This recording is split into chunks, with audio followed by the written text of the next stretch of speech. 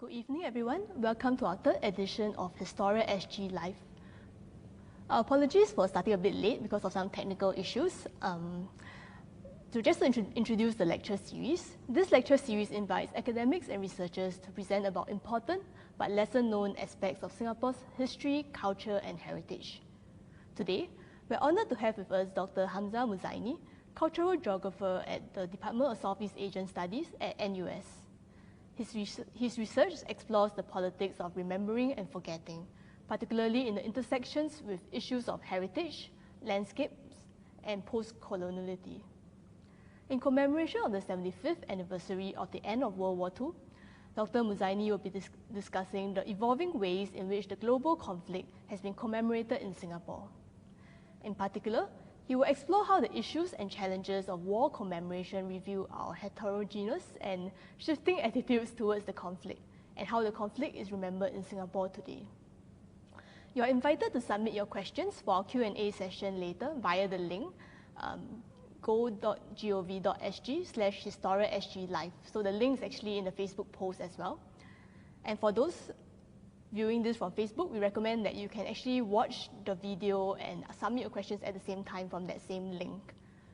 With us today, we also have Iskandar Maidin, Curatorial Fellow at the National Museum of Singapore, who will be moderating the Q&A session today.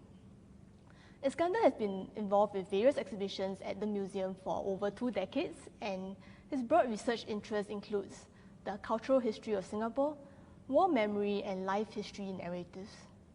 So feel free to keep your questions coming throughout the lecture so we can have a fruitful discussion later on. And without further ado, I would like to invite Dr. Muzaini to give his presentation. Dr. Muzaini, please. Thank you. Hi, everyone. Good evening. First of all, thanks to the National Museum and the HistoriaSG organizers for inviting me to give this lecture on landscapes of war commemoration in Singapore. As some of you know, this topic has been a passion of mine for more than 2 decades now. So today, I will be sharing about trends in war remembrance in Singapore since it gained independence in 1965 and the types of war-related memoryscapes that have emerged as a result. Memoryscapes are spatializations of our formal and informal attitudes and perceptions towards the past in material, social, and symbolic ways. I will also touch upon, as Hui Chi also said, some of the issues that have plagued memoryscapes and what this tells us about evolving Singapore society.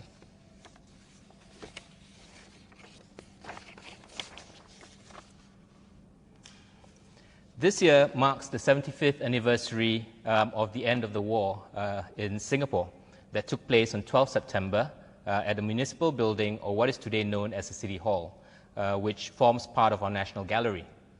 Due to COVID-19, the event was less publicly commemorated here than usual. A private ceremony was held at the Changi War Memorial and Cemetery, a smaller affair attended by the British High Commissioner, war veterans, and defense advisors from countries involved in the war here. During the event, there were speeches, wreaths laid, and a minute of silence observed. There was also a small ceremony held at the cenotaph. There may be other smaller private instances of commemorations, but these did not make the media. And elsewhere, Singapore Post has also issued a set of 5 stamps, each showing a scene from the events which occurred in Singapore during the war. It is common in Singapore for major anniversaries to be commemorated and marked in some ways. Even without the pandemic, however, 12 September is often less celebrated compared to, say, 15th February, which was when Singapore fell into the hands of the Japanese in 1942. Some say this is because it was not something felt to be as compelling to illustrate the national values we wish to instill in our children. Indeed, the fall of Singapore does fit better the narratives of nation building in Singapore, where stories of battles, strategies, and combat associated with the Malayan campaign, or experiences of hardship, suffering, and atrocities linked to the Japanese occupation lend better to the construction of discourses themed on esprit de corps, resilience, bravery, and tenacity. Furthermore, even with the euphoria and relief that accompanied the end of the war, suffering also did not end overnight, and it took a while for normalcy to set in. So it was a somewhat bittersweet memory for many who went through it. Nevertheless, today the war has become a significant part of the national imagination of Singapore, as seen by the different ways in which we commemorate it as a people, through memoryscapes such as ceremonies, museums, publications, media coverage, and other war and war-related heritage sites.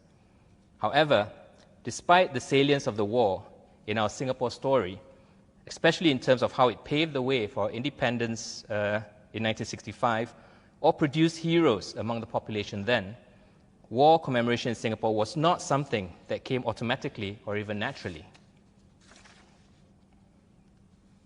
In fact, following the war, there was not much attempt to mark it. There were even efforts to forget what happened, such as through the demolition of the old YMCA building where tortures and deaths took place in an attempt to cleanse the memory of what happened during the Second World War back in 1942 to 1945. Some of the reasons why this was so. For one, locals saw themselves as nothing more than spectators to another person's war or someone else's war, where the main cast either harked from other countries or were fighting for other countries. There was also confusion over whether the Japanese were an enemy or a friend. Some saw the Japanese as helping us get liberated from European colonization, and more than a few actually collaborated with the Japanese. Remembering the war also had the risk of bringing back memories of how the different ethnic groups were treated differently by the Japanese, thus potentially fragmenting the population.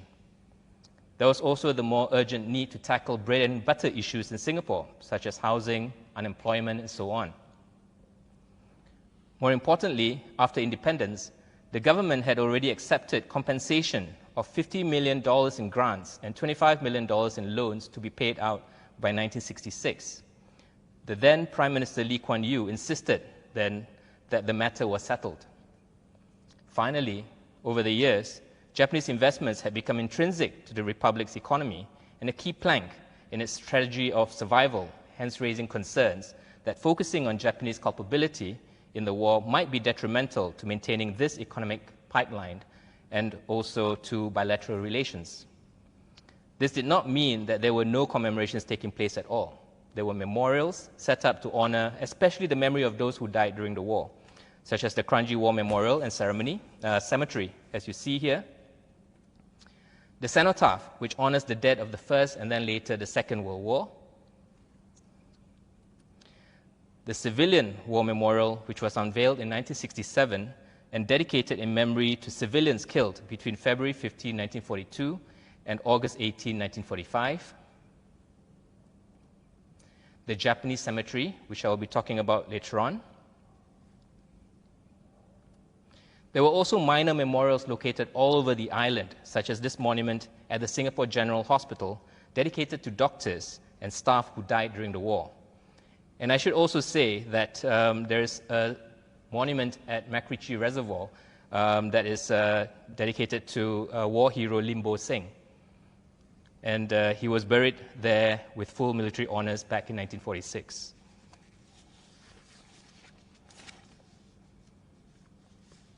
This changed in the 1980s when there was the beginning of attempts to formally commemorate World War II in Singapore in a much bigger way than before. This could be because the nation had already come into its own by then. Race relations were much better, and enough time had passed for the memories to not be taboo anymore. People were also beginning to talk about the war or pen them down through autobiographies. And finally, tourism numbers then were falling, and there was a need to fight against the relentless modernity and rising consumerism taking place. And war commemoration was seen as one way in which we could actually provide more attractions to attract tourists to come down to the country. One of the first markers of the war was actually Fort Siloso. You can see some of the pictures here, which was converted into a tourist attraction in Sentosa in 1974 in the form of a gun museum. Fort Siloso was built in the 1880s to defend the western approaches to the harbor. It had tunnels, bunkers, observation posts, guns and emplacements, and many administrative buildings.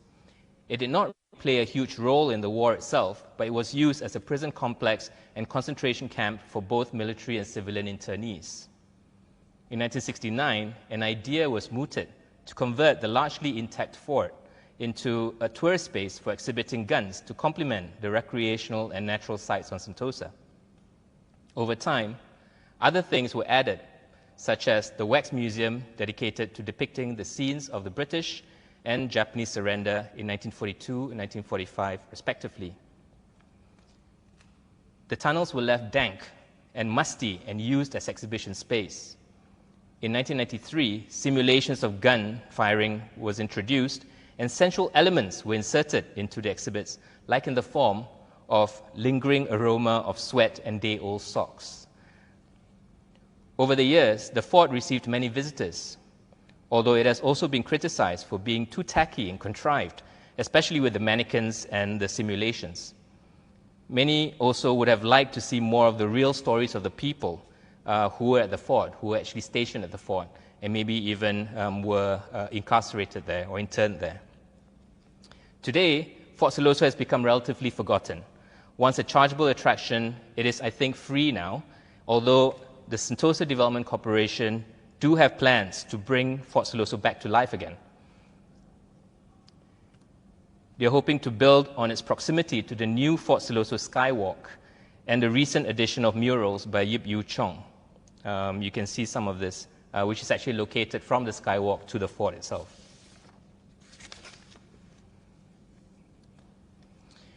The next war-related memoryscape to emerge in Singapore was the Changi Prison Chapel, located just outside of Changi Prison, where thousands of civilian internees and later prisoners of war, POWs, were squeezed in the prison established in 1936 for only 800 people. Life was hard for these men and women. One of the things that kept many of them going was religion, and so many chapels sprouted in Changi, such as the Changi Chapel seen here. Many of these chapels were either moved out of Singapore or destroyed after the war. In 1953, Christian ministers called for a special chapel to be built to commemorate the POW experience, or to commemorate the POW dead. Soon after, plaques, among other things, donated by representatives of battalions and units captured at the fall of Singapore, were placed on the walls. In 1957, the prison chapel was dedicated to the 905 POWs and civilian internees who perished at the camp. The 1980s saw many former POWs begin coming over to Singapore and wanted to revisit the sites that were a very big part of their lives during the war. They were disappointed when they discovered not much done here to remember the war. Many were granted permission to visit the chapel inside the prison. However, this became unsustainable because Changi was then still an operational prison. So in 1988, in a project spearheaded by the Singapore Tourism Promotion Board, now the Singapore Tourism Board, the chapel was moved to just outside the prison.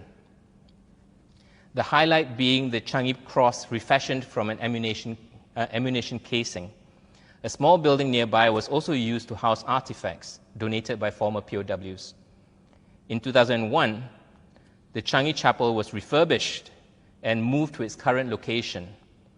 A museum was constructed around it, which tells the Changi and POW story in a more systematic way. According to the former director of the museum, the mission of the museum was to recognize the contributions and sacrifices of all who defended Singapore during World War II, to honor the spirit and commitment of those who rose from the depths of adversity, and to inspire future generations through the sharing of stories of courage and resilience. The new museum also saw the recreation of the Changi murals that were originally discovered at St. Luke's Chapel at Roberts Barracks, which was then and still now part of an SCF camp.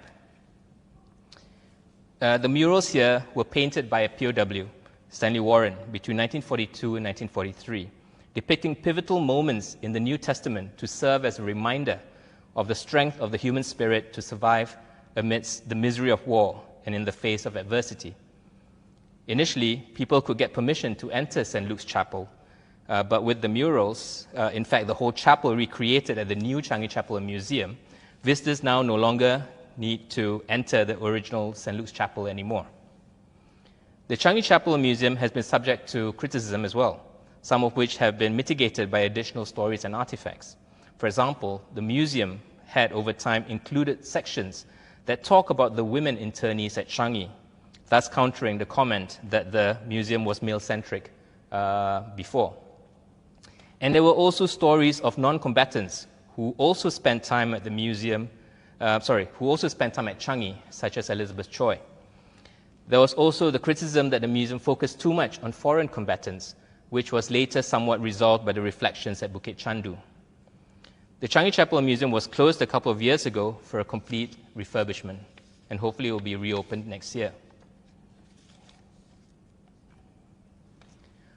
Much of the original Changi prison itself made way for a new prison complex in 2004. Key architectural features, namely the entrance gate, a 180-meter stretch of the prison wall, and 2 corner turrets have been retained and collectively gazetted as national monuments. Initially, even this was hidden by a tall fence and barely visible from the road. Given that people are not allowed to just wander into the prison area, many felt that this was unbefitting of a national monument, and now the tall fence has been replaced with a lower perimeter wall. Many wrote in when the decision was made to tear down the old Changi prison in the first place, given its historical significance. Some even saw the preservation of the gate and turrets as tokenistic, where the loss of the bulk of the site has served to decontextualize the site as a whole. Some artifacts of the old prison were moved to the Changi Chapel Museum before it was closed down, such as the prison lock and keys and an original prison cell door. So I hope that when the museum reopens, that these things would still be there as well.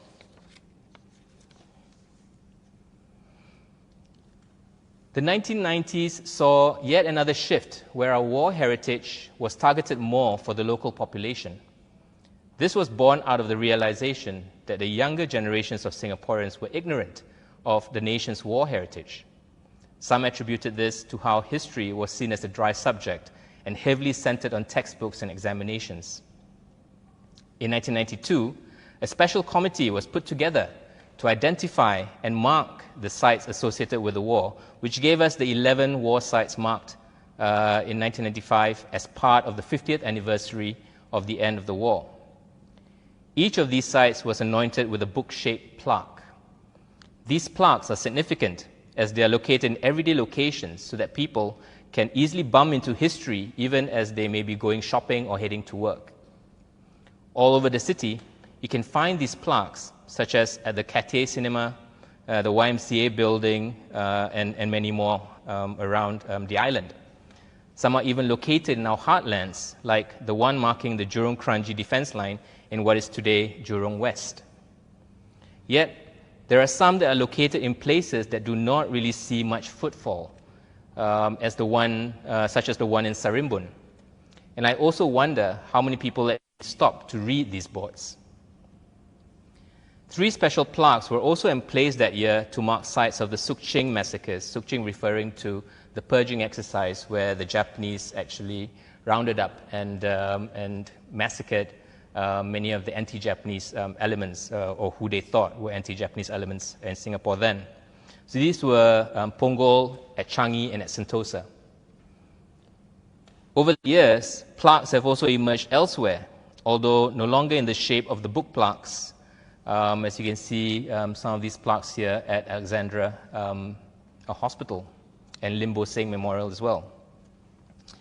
The decade also saw a lot of popular representations, such as publications, television series, and documentaries, like The Price of Peace in 1997, A War Diary in 2001, and In Pursuit of Peace in 2001, each centered on showcasing the lives of locals during the war. Although these do tend to focus on the Chinese experience of war, especially the Suk Ching massacres that took place. As part of the National Education Initiative introduced in 1997, and subsequently the Learning Journeys Initiative introduced in 1998, students were brought to heritage sites in Singapore, including war sites, so that they can learn history from beyond just the textbooks. February 15th was also designated that year as Total Defense Day.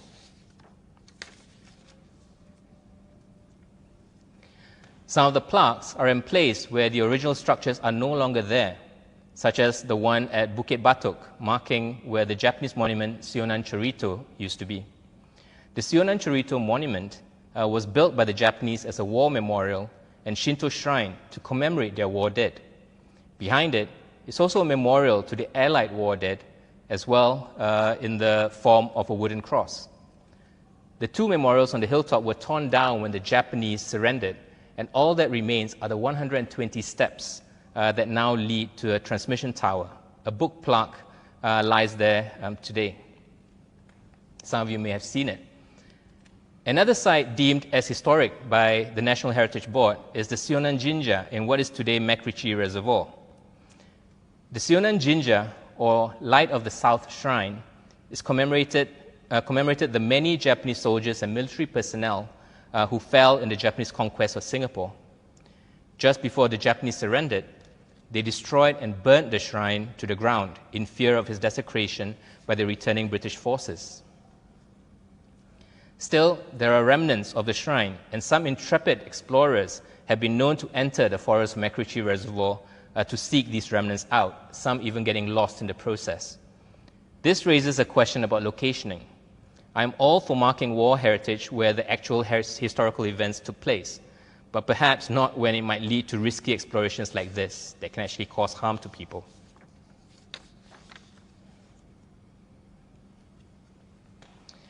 More recently, there was also a question in the media about the Massacre Plaques. When they were originally created, they were written in Singapore's official languages, as well as Japanese. Yet, when former Foreign Minister George Yeo encountered the historic site marker at Changi Beach, he found that this has been replaced by a plaque that is only in English.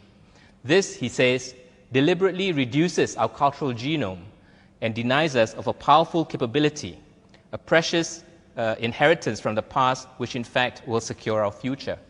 Unquote. He was thus calling for linguistic diversity to be preserved at such public monuments, including the Japanese language, because it is also important for the Japanese to know the history behind the monument. In response, the National Heritage Board said that they were going to replace the plaque again to reflect this diversity. I've not checked whether the plaques have actually been replaced, but I imagine that they have. Another site that came up in the 1990s was the Battle Box. This was constructed under Fort Canning Hill as an emergency bomb-proof command center during the Malayan campaign and the battle for Singapore. It has been said that it was here that the decision was made to surrender Singapore to the Japanese in 1942. The site was converted into a museum in 1997 and has gone through many refurbishments. Despite some visitors impressed that the use of technology there have really allowed them to imagine what it was like to be in the bunker during the war, there are also those who much prefer the site as it was, before it became what they call theme park, with all the really loud sound effects and use of animatronics. So these are old school heritage lovers who basically just do not appreciate too much technology being in our heritage sites. Another site of interest in Changi is the Johor Battery, which was for a long time forgotten because it's located within the perimeters of the Singapore Prison Service. In 2002, as part of the 60th anniversary of the fall of Singapore, the Singapore Tourism Board opened the site of monster guns built in the 1930s and used against the Japanese during the war. The guns, supported by an extensive tunnel underneath to store ammunition, exerted some damage to the enemy. The decision to convert this into an attraction was to provide, according to the Singapore Tourism Board, yet another wholesome, educational, and informative experience for Singaporeans, unquote. Since it was too dangerous to allow visitors to enter the tunnels, a yellow outline of the tunnels was recreated at the surface level, along with a periscope. You can see the outlines over here. And this is to allow visitors to catch a glimpse of what it looks like inside the tunnels. I've never actually seen anything through the periscope, and I don't even know whether it's still working today. Anyway, on a more recent visit, the site looked tired and unmaintained. The tunnel outlines have lost their luster, and the monster gun is covered in dense vegetation and could easily be missed. The planned static exhibit display, audio-visual experience center, and souvenir shop never materialized. Since 2011, an indoor and outdoor dining establishment was set up that capitalizes on the military theme. This speaks to the question of maintenance of the sites. A lot of money were thrown into the redevelopment of this site, but it does not seem to fulfill its mandate as a national war heritage or commemorative site anymore.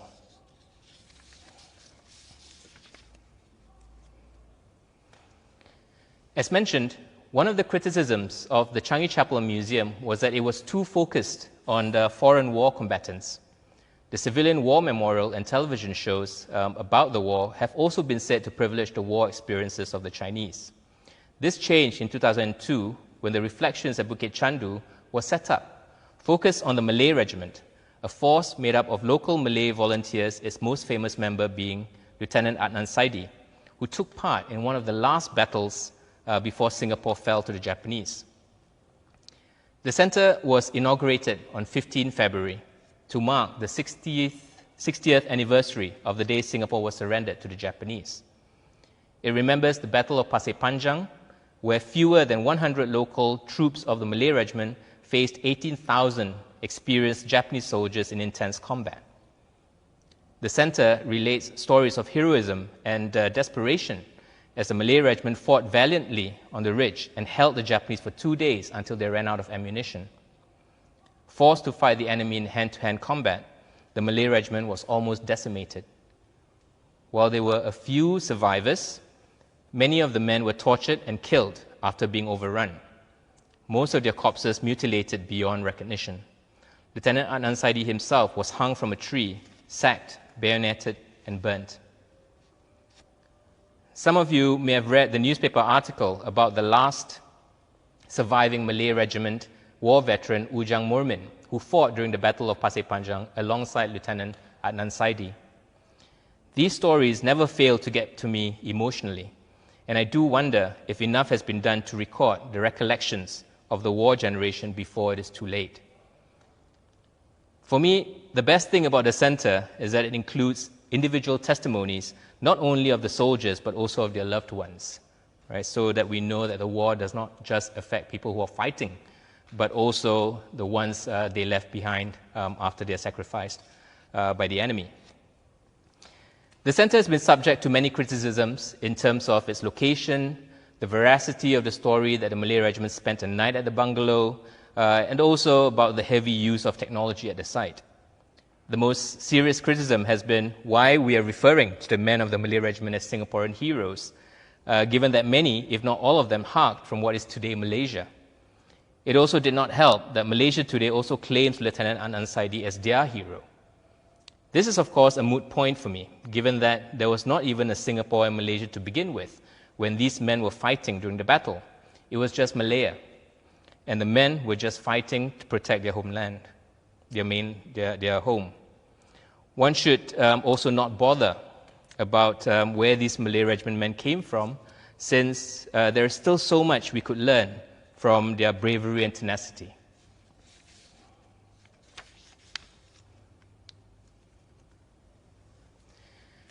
Another war site that was heritagized in the 2000s was Labrador Park. Hidden in the forest are gun emplacements that used to be part of Fort Pasir Panjang. The fort was first constructed in the 1890s, the cliff's high vantage point making it a strategic defense site, along with the guns of Fort Siloso to protect the entrance to Keppel Harbour. During the war, it was enhanced with newer guns and became a crucial part of the entire British defense system in Singapore. National Parks Board then decided to rework the gun emplacements, and today they have been conserved. Storyboards are strewn throughout the park, and at one of the emplacements, bronze figures and a replicated gun have been put in to allow visitors to imagine what it was like in the past. Tunnels were also discovered during the course of the project. Some were open for tours, although I do not think the tunnels are accessible to the public anymore. Still, Labrador remains a nice, quiet spot where one can go on a leisurely walk and explore the war as well as the natural heritage of the area. Thus far, many of the sites highlighted have been focused on the stories of the combatants and less on the stories of the people themselves. The opportunity for this came in 2006 with the transformation of the Ford Motor Factory which was opened in October 1941 as Singapore's first motor car assembly plant, although more famously known now as the site of the British surrender of Singapore to the Japanese on February 15, 1942. The building was gazetted as a national monument in 2006, and the Memories at Old Fort Factory, or MOFF, was established. The remit for the site was to revisit the scene of the surrender ceremony and tell the day-to-day stories of the non-combatants during the Japanese occupation. As such, it provided a chance to counter the criticism that there was no specific memoryscape then dedicated to telling the story of locals during the war years. Inside the museum, factual information and artifacts sit alongside poignant stories that tug at the heartstrings of Singaporeans. For me, the most striking part of MOFF then was the boardroom where the surrender of the British to the Japanese took place. You can see the picture on the screen here. The room is laid bare with just a replica of the table, original chairs from the Ford Motor Factory, as well as furnishing arranged to bear likeness to what the room looked like in the past. Visitors could not enter the room before, but today, after the refurbishment, they can. And there are a bit more embellishments today at the site to recreate that significant moment. Then there are all the sections of MOFF that highlights the stories of the local population. People appreciated this, although over the years people have also pointed out the text heaviness of the museum in its previous incarnation and the use of technology which sometimes did not work during the visits.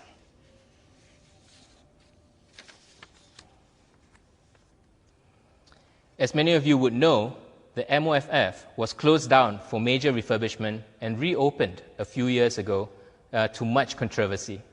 People did not appreciate the new name of the museum, Sionan Gallery, War and Its Legacies, which was felt to glorify a painful period in Singapore's past and seen to honor the period of the Japanese occupation. Given that Sionan To was the name given by the Japanese, which means Light of the South, was the name given by the Japanese to Singapore during the war, others felt that the new name celebrated and glorified the time period too much. According to the National Archives of Singapore, that runs the site, the name was selected in consultation with the public via focus group sessions, and the name was chosen because of its recognizability. Some also said that the name Sionan would be a good way to jolt those less aware about the horrors of the war, and that enough time should have passed that the name should not affect us anymore. Yet, the controversy is an indication of how, for some people, the war is still something that is sorely felt, especially those from the younger generation.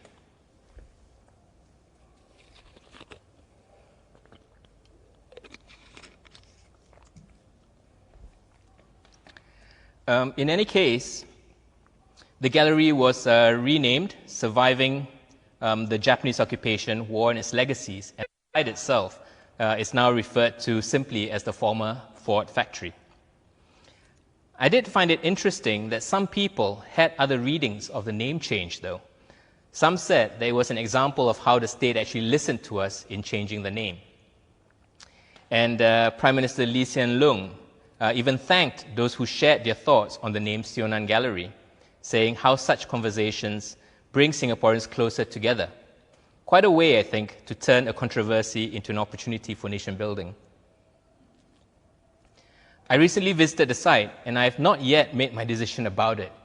Although the site does maintain the heavy use of oral testimonies for its exhibits, which I appreciated, I felt that the stories of the locals during the war has become somewhat watered down. I prefer the old version, but I'll have to go down to the site again to be able to really make up my mind about it.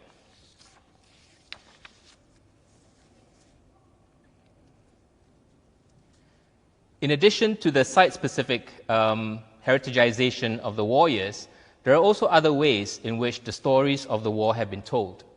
For example, in 2017, an exhibition was put up at the National Museum of Singapore here entitled Witness to War, Remembering 1942, which gives a close and personal narrative of the fall of Singapore, including witness accounts. The downfall is showcased not only through vernacular experiences of war, but testimonies of people who went through it. As such, it pays homage to the extraordinary tenacity with which these men and women bore their circumstances. And then there are also the stage and media that provided yet another outlet for war stories to be told, in addition to heritage sites and publications. We have already seen how in the 1990s this was already quite a trend with the television shows, but the turn of the century saw even more of these shows being produced. One was Theatre Kami's Hayat Hayati, inspired by the story of the former comfort women of the Japanese occupation and how they lived now. While many of the shows in the 1990s focused on the so-called Chinese side of the story, this play gave a Malay interpretation of the war and what happened. Others included Kuo Pao Kun's The Spirits play in 2017, which follows 5 Japanese spirits as they attempt to recollect and organize their jumbled memories from their life living and dying in the Second World War. And The Tiger of Malaya in 2018, also by Theatre Ikamatra, a play which takes inspiration from the 1943 Japanese film, following a group of actors in the present day who attempt to be more accurate in their reenactment of the film, comically correcting history with their portrayal. The stage, I think, is a very good platform to extract and put to discussion more of the difficult questions pertaining to the war that cannot be explicitly highlighted in more formal memoryscapes. And then there are the tours and guided trails that have been conducted over the years. My first experience of conducting such a tour was when I was working with the Singapore history consultants, where we brought students to sites of war heritage around Singapore, where they learned about what happened during the war and Japanese occupation. The final stop is usually the Kranji War Memorial, where a ceremony is held to honor the contributions of the men and women who sacrificed their lives in Singapore. In 2017, the National Heritage Board also organized heritage guided trails entitled The Last Days of Empire to mark the 75th anniversary of the fall of Singapore. Besides the tours, other activities were also organized as part of the event, including talks and exhibitions. For those who are interested in visiting these sites on your own, there are even battlefield guides that would allow you to track down all the sites in Singapore that played significant roles during the war and occupation years. In addition to these more public ways of commemorating the war in Singapore, we also have individuals on the ground who have been instrumental in filling the gaps of what has not been formally remembered and represented. For instance, you have the work that has been done at Adam Road by battlefield archaeologist John Cooper. He has been excavating different parts of the area to see what archaeology can tell us about individuals fighting in the area during the war. Needless to say, John Cooper found artifacts that expanded our knowledge about the war. He even discovered a POW chapel in one of the bungalows at Adam Park, complete with its own murals. These efforts serve as a reminder that there are still remnants of the past in our midst that we still do not know about. I'm also reminded, for instance, of the Straits Times article that reveals how some of the shophouses near Bukit Timah actually housed comfort women during the Japanese occupation. These were women enslaved by the Japanese to provide sexual services for the soldiers. We have heard about the comfort women, but usually in the context of China or Korea, but less of Singapore. However, in Singapore, there were also hundreds of mainly Korean, but also Chinese, Indonesian, and Malay women in what were called comfort stations dotted across Singapore. Some of them still standing. This comparison picture was made by Jerome Lim from the Long and Winding Road website, which shows the row of shophouses at Jalan Jurong Kechil, which were used as a comfort station, although there is nothing to mark them on the memoryscape today. Two things I want to say about this. Firstly, how there is still much that can be known about the war years, particularly as these remnants may still be in our midst. And secondly, that I'm glad that there are still people constantly seeking out these long-forgotten places. And social media is a very good platform in which knowledge about such less-known war heritage can be made public, and even as these may not be, for whatever reasons, marked or preserved on the ground. These efforts give me hope that the formal ways of remembering the war is not the be-all and end-all of war commemoration in Singapore. There was also the news that the Block 4 area of Bukit Brown Cemetery may still have mass graves of war victims. During the Japanese occupation, the remains of thousands of men, women, and children were dumped into unmarked graves. Historical records and witness testimonies highlight how there were also trucks with bodies piled high in the back, and they were all tipped into open pits. So when found, they still have not been able to find these mass graves, but when found, this would be the first major discovery of a war grave since more than 600 urns holding the remains of war victims were found in Siglap Hill in 1962 that later became part of the Civilian War Memorial. Bukit Brown was also the site of battle. The Battle of Bukit Brown took place on the 14th to 15th of February, and it is still not known what exactly happened during that battle. So there is still potential for trying to find out more about what happened in Singapore during the war.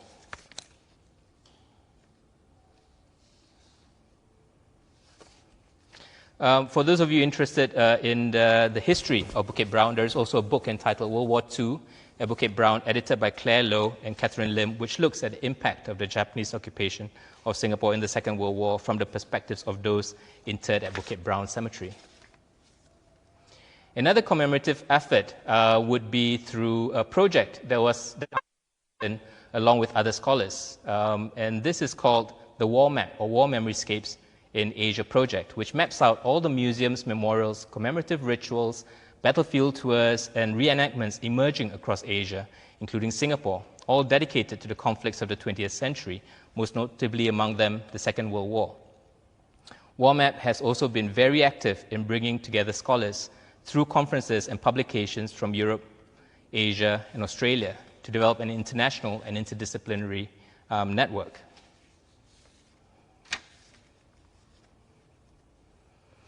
I mentioned earlier how the war may still leave a sour taste, especially to those that remember firsthand the atrocities committed by the Japanese.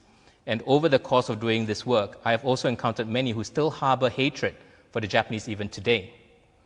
Following the naming controversy of the Ford Factory War Memorial site, I encountered this website that talks about the Japanese Cemetery Park at Chuan Ho Avenue, a low-profile memoryscape that provides a counter-discourse to the one that many Singaporeans are used to. There, we have buried ashes of 10,000 Japanese war dead and memorials dedicated to 35 war criminals executed in Singapore. There is also a separate memorial for Field Marshal Count Terauchi Hisaichi, commander for occupied Southeast Asia, who was shot as war criminal in November 1945. According to the website, if the word Sionan has hurt the feelings of those who lived through the Japanese occupation, the Japanese War Memorial in Singapore is certainly a worse insult to them, as well as the heroes buried in the Kranji War Cemetery. This incident is a reminder that a sense of acrimony still exists between Singaporeans and Japanese today, although I've also found many people who basically say that we should just forget that we should stop blaming the Japanese, and that the Japanese today cannot actually be blamed for what happened during the war done by their forefathers. I would also go further to say that for many of these Japanese visitors, when they come down here, it establishes communication lines between the Japanese and Singaporeans, simply because, back in Japan, a lot of the stories of the war are not actually being told due to the whitewashing of the textbooks there. Indeed, the work of war commemoration in Singapore should extend beyond the nation itself. While the war can be used to bring Singaporeans together and establish patriotism among us, it can also be a means to build diplomatic bridges, but from below. After all, sites of war commemoration are not only visited by Singaporeans, but also those of other nationalities, including the Japanese. Now, in conclusion, it must first be said that Singapore has come a long way from its initial disavowal of the Second World War and Japanese occupation. Even many years later, we also see memories of war is still strongly felt. One might say that even as the war generation passes, memories of the war has become less taboo. But as the Sionan Gallery at MOFF shows, even the younger generation have taken up the mantle of guarding against misrepresentations or insensitive depictions of the war years. And this is something heartening to see. We have also to realize that as much as remembering the war is crucial, there may be those for whom commemoration is a painful affair. For these individuals, they would rather just forget what happened in the past. We definitely need to be more sensitive to this. It is good that there is now focus on memories of the war on the individual and vernacular levels. These may not be grand stories, but they can actually be used easily as nationalist narratives that provide the human stories for people to relate to. The National Archives has also documented many of these stories, but I think a lot more can be done to try and collect the stories of these war generation before they pass on. I'm also heartened by the level of non-state commemoration of the conflict, or what I call heritage making from below, in terms of the publications, autobiographies, and so on. Even the stage plays that may mix fiction and truth serve to highlight aspects of the war that we may not know much about. There are also initiatives like War Map and documentaries, and I hope that people actually watch these things. And finally, just to reiterate, remembering the war should not just be in the name of nation building. They can be avenues in which we can establish diplomatic ties between countries, such as between Japan and Singapore. Some Singaporeans have claimed that we are still rather light in demonizing the Japanese for what they did. But I think the question is more about how we can use these negative memories and turn them into something good. Indeed, not all Japanese are bad, and many are actually interested to find out more about the war and learn from it. Only then can we extract more use of memories of the war beyond just for purposes of blameworthiness, pinpointing, and hate. Thank you.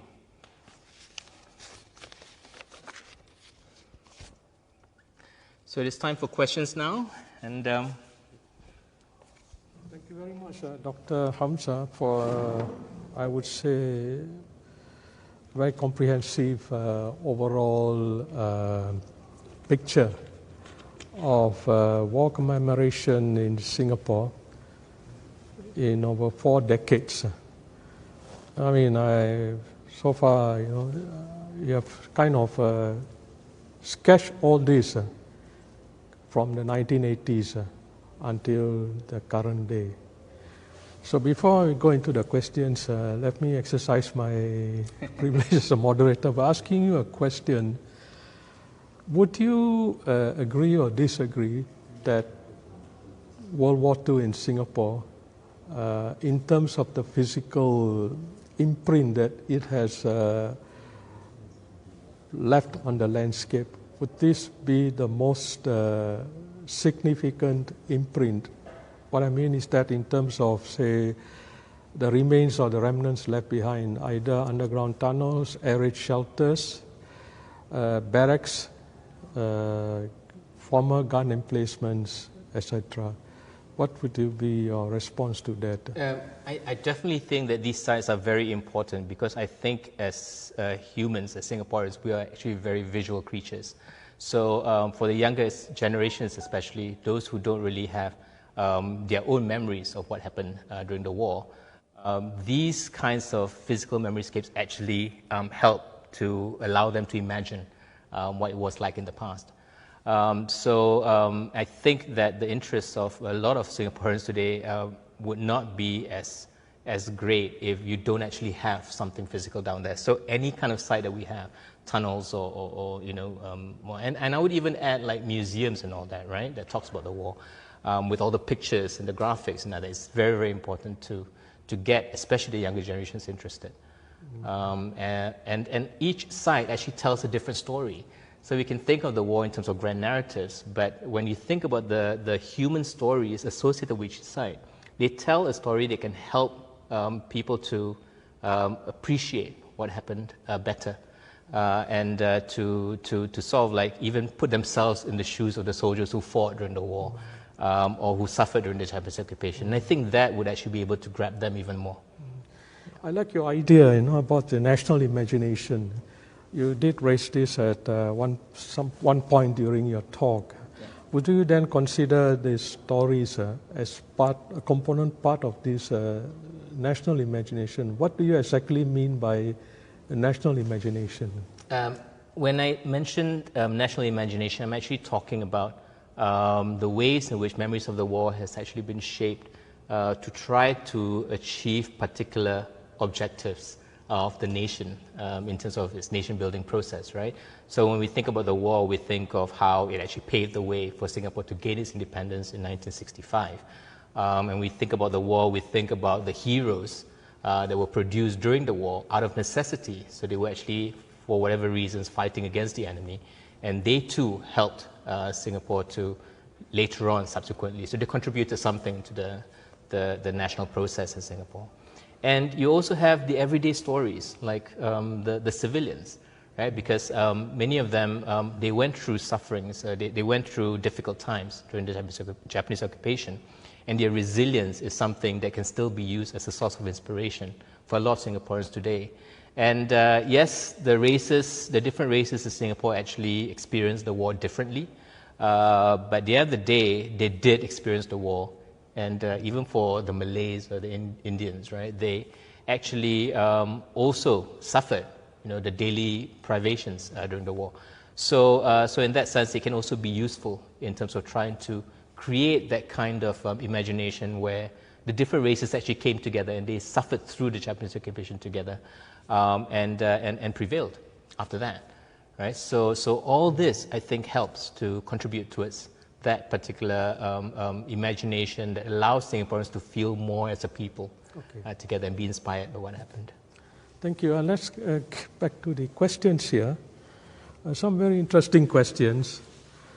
In your opinion, what are the top 3 most important or symbolic World War II sites, stroke markers in Singapore? It's a very interesting question because it's like puts it in a kind of a hierarchy. So it's a very interesting question because it's always going to be subjective, isn't it? I mean, I have my favorites. And of course, because I've been associated with the Changi Chapel and Museum, I would say that that is actually one of the sites that I would actually put as the top 3. Simply which one because is it? Number 1, number 2, and number 3? I'd rather not rank 1, 2, 3, right, but it's one of the sites that I would say is important because it tells the story of the POWs in a very engaging way. Another site that I think would be important, and I'm thinking of major sites, and not the markers that you have all over Singapore because there's just way too many of them. But the reflections at Bukit Chandu would be an important site as well because of the story of the representation of the Malay experience of the war, those who actually fought during the battles. And the third site I would include on the list is the former Ford factory, simply because, as I said, it is a site that talks about the stories of the people, the civilians, and what happened. And I said that the new site I've not really made a decision about, right? Because I think in the previous manifestation of the site, there was actually a lot more of these stories being told. Although some people would say that it's just too wordy, it's just too much. But I think these 3 sites actually encapsulate the stories. I would probably, just say one more site, right? Linked to the story of the civilians will be the Civilian War Memorial. And that's become a very important part, important site that we have sort of like embraced as part of our national imagination every 15th of February. Yeah, this is a theme that comes across strongly in your talk. The experiences of the common men and women, the ordinary people's stories, which then kind of shapes. From the response that I'm getting from you of your perception of the 3 most symbolic World War II sites in Singapore. Thank you. Let's go to the second question. This very interesting question. Is there a difference between the memorialization of World War II in Singapore versus memorialization of the Japanese occupation? Especially since the experience of the Japanese occupation is more racialized. We can pause here. I think the question is good in pinpointing that there are actually 2 stories that are being told as part of our national war story. One focuses on the battles that took place, right? The Malayan campaign and the battle for Singapore. And then you basically have all these other sites that are commemorating the aftermath, the Japanese occupation experiences of the people.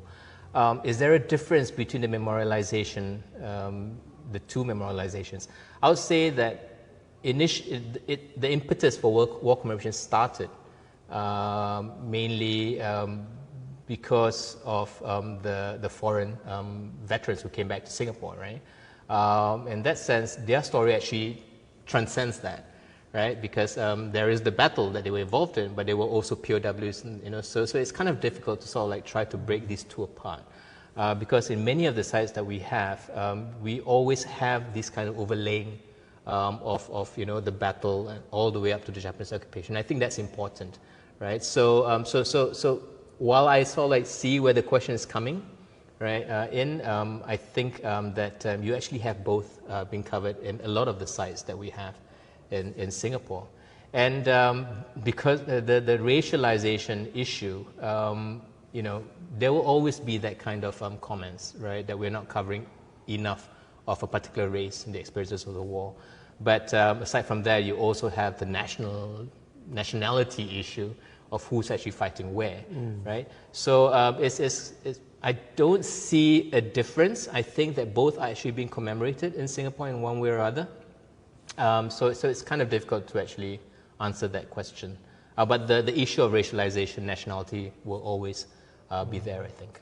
Yeah. Related to this question, I'd also like to ask you a question. Going back to the 60s, when the Chinese community was involved in seeking out the unmarked graves of the Sukching massacre, would you consider that as a form of what they call it?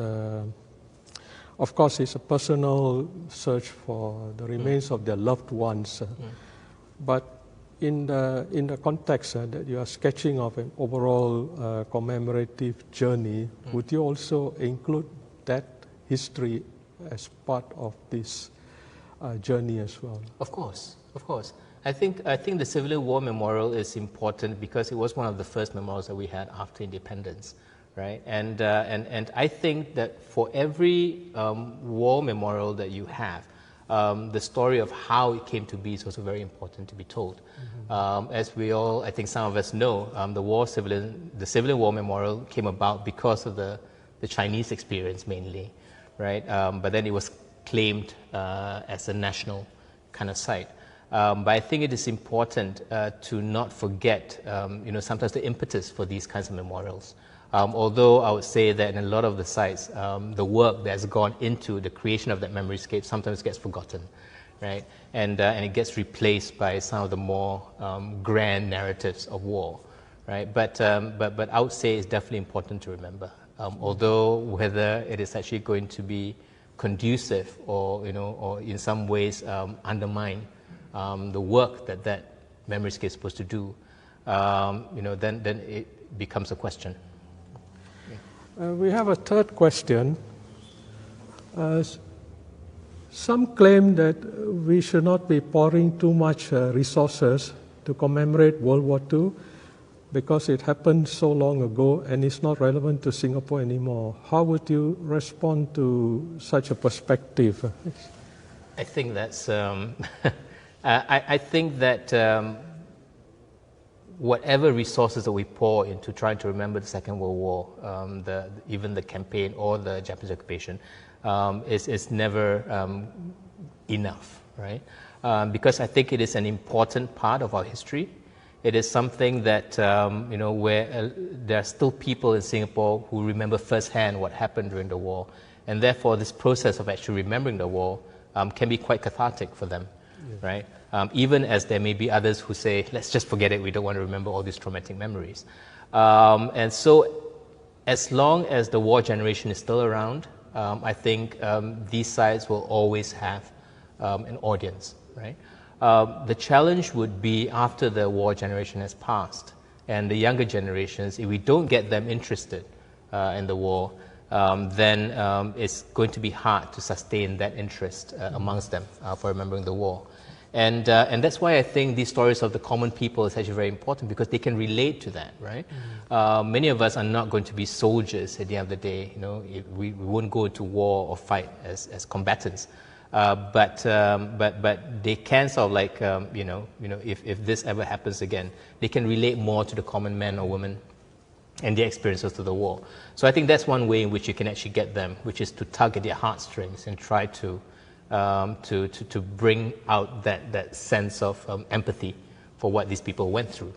And so Yeah, I mean, we have put in a lot of resources, and it's always been contested. It's always been, in a way, difficult to try to come up with that particular site or story that's going to be acceptable to everyone, right? But we still have to try. Related to this is also the notion of intergenerational memories, which I think is also important to be covered as well. Yes. Because you did say that, once the war generation passes away, what is that left for the younger generation to kind of, connect in terms of remembrance and all that? So would you agree or disagree that the notion of intergenerational memories, intergenerational transmission of memories is very, very crucial? It's very crucial, yes. Because in families, this does happen. Yeah. The only thing is that we need to have this come out more often in terms of, people telling from the point of view of the second and third generation, how was the war remembered, and how did it affect the individual family unit? Yeah. What is your response to that? I think you're right. I think the intergenerational memory transmission is actually very important. I've done work on Singapore as well as Malaysia, right? And especially in the case of Malaysia, what I found is that families still talk about the war a lot within the family, right? And what's also interesting is that many of these, the war generation, they feel that these stories are they are important for the young, their offsprings, their subsequent generations to know about, although they don't necessarily see this as important for the nation to remember. So you do have this kind of intergenerational transmission of memory going on in families that we don't know anything about, right? And there is this sense that we will not be interested in it, right? And I think this shift towards trying to collect the oral histories of the people and having sites like the former Ford factory is important because it sort of like says that we don't really just care about grand narratives. We also want to know about the common everyday experiences of the people, right? And we want to put this in a museum for the younger generations to know. And I think we need to sort of like just get rid of that taboo that these personal stories don't matter in national narratives, because I think they actually matter a lot into supporting the grand narratives of war. Yeah, they kind of coexist. And with social media now, there are a lot of opportunities to put them in the form of personal blogs and all that. That's right. That's right. Or even to publish. Social media is very important. How these events, traumatic events, are being remembered, are being transmitted. Is there a silence on the part of, say, the grandparent or the father, and then the grandchildren, The dynamics of that, recollection over a period of time. It's not been studied before at all. No. I think that's definitely a very important area to look at, and to try to understand exactly. I think it's not just the transmission of memories, right? Okay. But also how do we get the younger generations interested to want to learn about these kind of things? And sometimes hearing from the war generations would help. But with the war generation thinning, that opportunity is actually, getting less and less today. Yeah, there's also opportunity in the school textbooks, the curriculum syllabus for these events to also be presented, and then it could stimulate the children into asking their grandparents or their parents, hey, granddad, or what happened? Can you tell me? It's in the school textbook. That creates the kind of intergenerational conversation and dialogue. Yeah, and I'm happy to say that there are educators who actually do that, right? So I think that needs to continue. But more importantly, I think we need to sort of like just collect more of these kinds of stories, from the war generation before they pass on. Because I think that everybody has their own experience of the war, and their experience can actually help us to fill the gaps or whatever that we still don't know about, in the grand narratives. I'm just reminded of the time limit, so I will go on to the next question. Could more be done to interview our pioneer generation about their real life experience living through the Japanese occupation? I mean, you know, you can never do enough, I think. You know, so there have been the National Archives of Singapore has done very well in terms of collecting a lot of these stories, and I think that, you know, I'm not quite sure whether they're still continuing with this. Maybe they are, but it's something that's going to be ongoing, and we need to try to capture as many people as possible. I think a lot of oral history projects tend to focus on the big guys, right? The people who actually played very significant roles during the war, but not the common person itself. And I think that we could definitely do more to try to get the more vernacular, the more everyday kind of experiences of this war from the people. Yeah, so that's something that can still be done a lot more. I would also like to respond to this question by saying that, in fact, in the 1980s, the National Archives did undertake an oral history interviewing of the pioneer generations. And it's now digitalized. Yes. Just a week ago, I was hearing an account on the website of the fall of Singapore from a local pioneer generation individual. So I would strongly recommend that, you know, people go into this website and really, you know, spend time, you know, listening to all these accounts. The Archives has done a fantastic job. It's something that I did not mention in the interest of time. I think that they have actually collected a lot of stories, but I think the challenge is actually getting people to access them, right? So if they don't actually go to these websites or they don't go to the archives, right, they're not going to be able to but to it's see now these available online. So we need to get them to be, you know, more proactive in terms of trying to access these stories. It's just what they call it, the touch of the button, you know, and you can select and you can key in keywords. And you can get the transcripts, and you can even listen to them in the comfort of your home. So that's the advantage of digitalizing this. So all of them have been digitalized now? I think quite a vast majority of them are available for listening.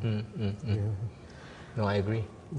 So what is your next project regarding this topic of war commemoration? Or do you have any, what they call it, aspirations to develop further this field of war memories from below, or looking at the war anniversary, commemoration of war anniversaries from below? I mean, I use the term from below in a very broad sense. Not at the moment, but I have been toying with this idea of looking at, you know, following from my research on the commemoration of the war in Malaysia, to try to understand better how people remember on the ground. And I think it's important to also sort of like look at sites like Changi, you know, where it should go down, you know, what do people actually think about? What do they feel when they go to these sites, right? So that's part of Heritage from Below, right, in terms of the affective and the kind of emotional reactions that they have. And I think that is something that we still haven't done enough, because the focus has always been on the cognitive kind of discourse-oriented kind of research, right?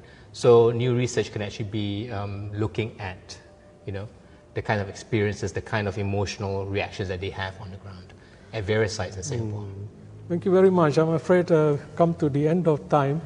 I would love to continue this conversation with you. It's been, I really enjoyed the talk, and also the questions that have come from the audience. And especially, I mean, I really appreciate, and I'm really thankful for that overall summary. You put things in place. Helicopter view, so I'm really appreciate and thankful very much. And I wish you all the best. Thank you. Thank you very much for having me. Future projects. Yes, thank you very much. Thank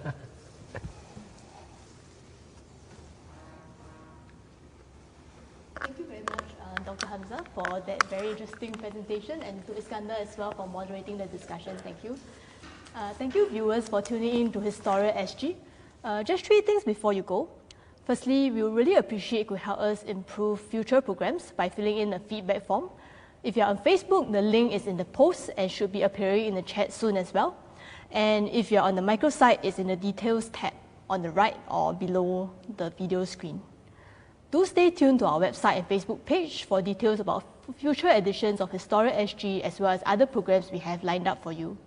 And lastly, for those who did not have the chance to catch our previous HistoriaSG sessions, whether it was earlier this year or last year in 2019, we actually have full recorded versions available of all our HistoriaSG sessions on our website, nationalmuseum.sg. Just go to the programs page under HistoriaSG and you can watch the lectures from the comfort of your own home. That's all I have for you today. Thank you very much, and we hope to see you again soon. Good night.